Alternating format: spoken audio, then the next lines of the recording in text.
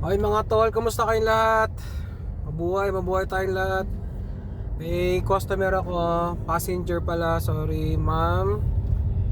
Can you introduce yourself ma'am? I'm Sanji Asuncion. Sanji Asuncion. Boss Jun, baka naman, freelance po siya.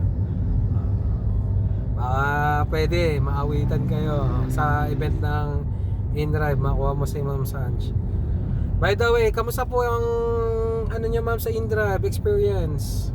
Okay naman. Okay naman. Sobrang okay. Ganong katagal na po kayo nag-i-InDrive ma'am? Ang tagal na. So, parang ano. Sobrang tagal na. Ay talaga po. Hmm. Bukod sa sumasakay po kayo sa InDrive, ano po mga naging karanasan nyo sa amin? Maganda po ba? For me, oo. Lalo na yung may naiwan akong gamit. Tsaka yung nasobra yung nabayad ko. Lahat bumalik. Ay talaga ma'am. Ang galing-galing naman ma'am. Maraming salamat. Shoutout doon sa nagbalik sa gamit ni Ma'am Sanj.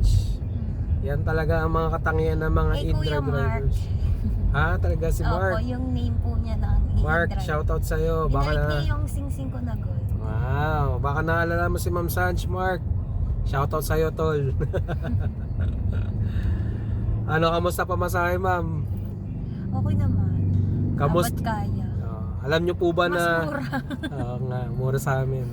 Alam nyo po ba na 10% lang po ang kinukuha sa aming komisyon ng InDrive? Ah, In case you should know, ma'am. Hindi po promotion yon. Pangmatagalan na po yun. Habang may InDrive, 10% lang po kinukuha sa komisyon sa amin. Kaya pwede po kami magpayaman sa InDrive. Biyahe-biyahe lang.